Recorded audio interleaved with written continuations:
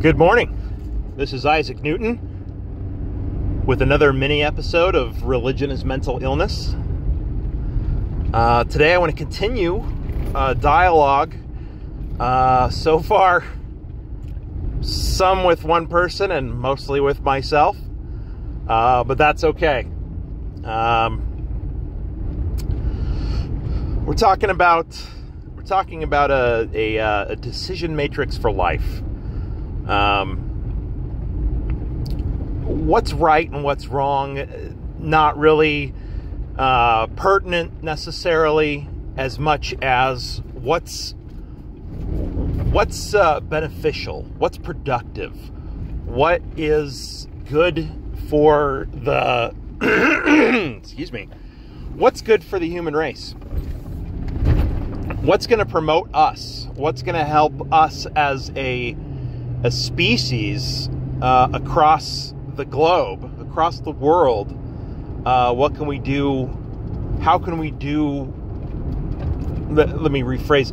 How can we live our lives today with an objective for improving the future? I think part of this here, we've been talking about, kind of benefiting ourselves and also benefiting our everyone.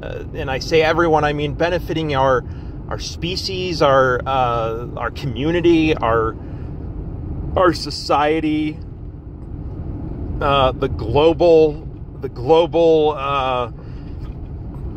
community, as well as country, state, province, county, city, friends, family. These are all different levels of what I think. And again, please, if you're listening, give me some feedback. Give me an idea of what you think. If you think I'm an asshole and I should fuck off, go ahead. I may not respond, but I respect your opinion. But if you're thinking that there's something more, or there's something that's more important, or if there's an idea that you think would add to this dialogue, or if you think there's a way that we can start promoting a group, a community, I guess an atheist community effort, a way to kind of fight fire with fire. It's, we use this logic to explain to people that don't use logic to determine how they make decisions about their lives. And I run into this every day. I'm a scientist. I work in engineering, and I work with engineers who are Christians. And it drives me absolutely fucking crazy, because they believe in the laws of physics. They believe in using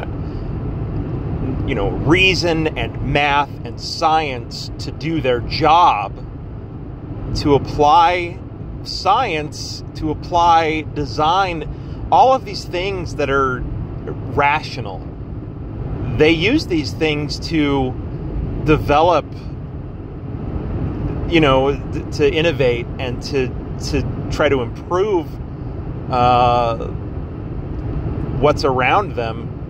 And then they run around and they impose their religious bullshit. They take this twisted, irrational, just fucked up way of doing things and apply it to the rest of their lives. It doesn't make any sense. It's irrational. So let's get back to focus here. How do we define what levels or what's the priority? Now, when I say what's the priority, any given situation may have a different a different circumstance or set of circumstances that will determine what our priority is. If you're at the supermarket or you're at a convenience store, so you go to get gas, you go inside the store, and there's a candy bar in front of you, there's not much of a matrix to apply there. If you want the candy bar, you can buy it. If you're diabetic, it's going to be more beneficial to you not to buy it. And in that, now it expands, because if you're, diabetic and eating a candy bar is going to increase your health problems, it's going to have an impact, a negative impact on your future. Now you're talking about yourself, but you're also talking about any number of things, your family, the people that you love, the friends, your community, the medical costs, which ultimately has yet another, kind of a butterfly effect on our medical care system, which is really just a steaming pile of shit. There are levels to every decision we make, and I don't want to get into this in a way that, we need to build a philosophy where we're spending this much time on every decision. A lot of these things should be, foregone conclusions, or they should be in the back of your mind. They should be part of every decision, a consideration for all priorities. And priorities may not be people, okay? Priorities may be, animals or the earth or whatever. If you can apply a rational, plausible ideal to what your priorities are, that's great. But every decision you make, it affects everything. It really, the chemicals in your brain are working in such a way that they affect the way that your actions are carried out. Your actions have effects that actually impact. If you really want to get into it, it impacts. One atom bouncing off of another atom literally has an effect on every other piece of matter in the universe. And it's part of the correct me if I'm wrong, it's part of the conservation of information theory. Everything influences everything else, no matter how minute. It could be, and obviously there's a level where it's insignificant. We don't need to get into that. The point here is, every decision you make affects something that will affect everything.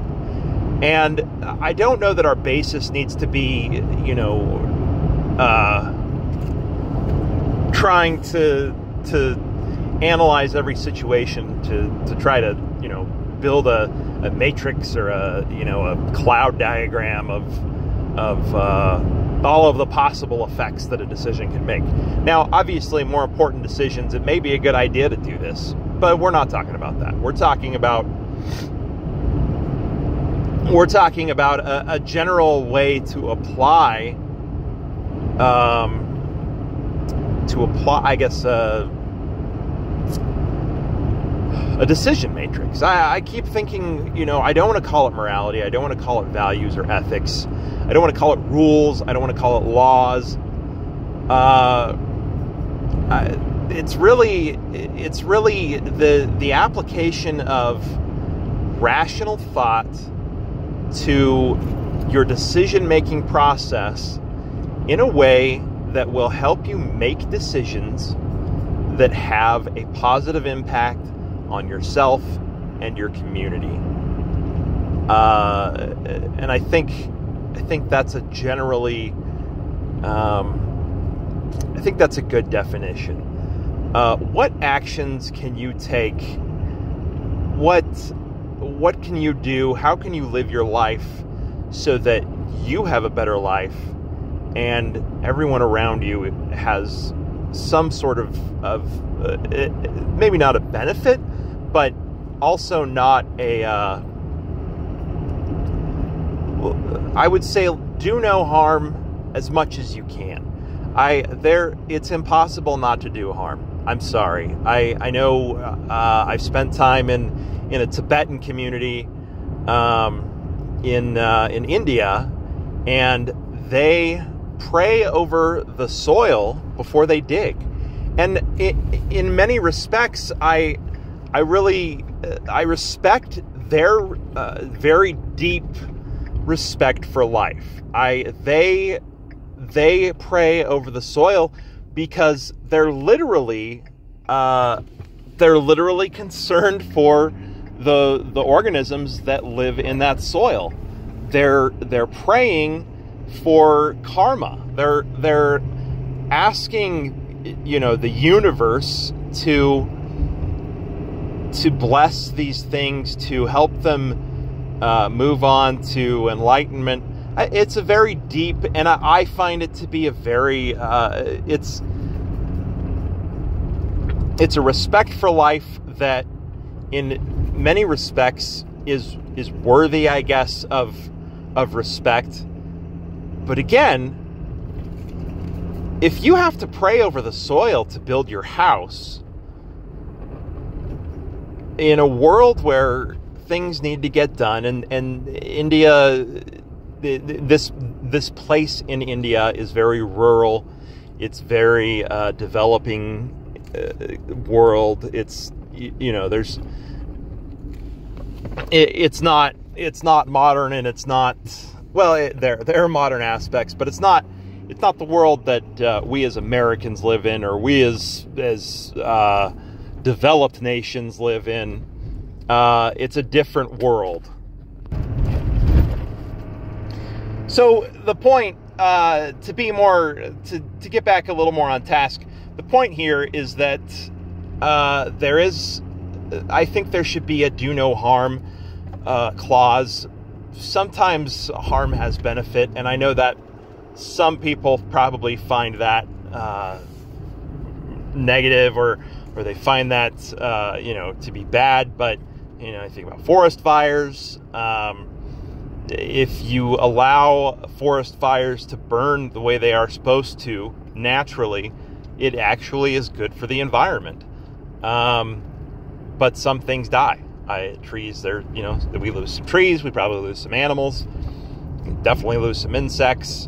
And if we try to go beyond the benefits, if we try to go and apply a solution, and this is a big story of the Forest Service, but if we try to stop forest fires from ever happening, we get these overgrown areas.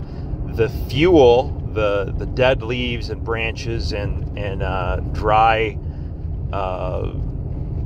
burn, combustible materials that come from these elements, they collect, and what happens is they burn much more rapidly at a higher heat. And instead of getting a forest fire that just sort of cleans up the environment, the area, and actually makes a more robust ecosystem, instead what you get is you get a firestorm, and it burns through everything. It's extremely destructive, and it gets to a point where, if it gets into a populated area, you're going to lose property. There's a strong chance that you're going to lose lives.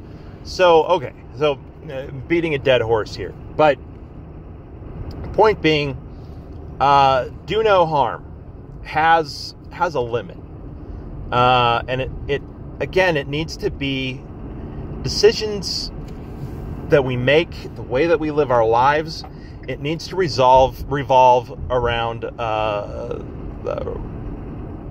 rationality, and we need to find our priorities. There should be some planning. You should know what your priorities are, and priorities don't necessarily have to be defined. Again, you don't need to build a big, analytical model of priorities. You should have an idea. With every decision that you make, you're affecting something. And it may be affecting a few things, and it may have a profound effect, like voting for our president. And I with full knowledge of the skepticism and criticism that may come with politics, I can confidently say that our president and our current government, that's a fucking shitstorm of dumb. That's just, stupid went to the fair and they came back with our government. So that's an example. A lot of really dumb people, a lot of ignorant people, people who believe that, God chooses the president, and if they make a decision, it needs to be made for Jesus, and so religious fundamentalist conservatism ends up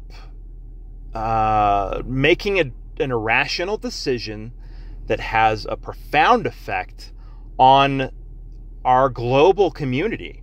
Our entire global community has been negatively impacted by our president. And therein is an example of priorities that were not considered wisely that resulted in harm. Do no harm was definitely not respected here. It became more important to the wrong people, I believe, religious people who are mentally ill.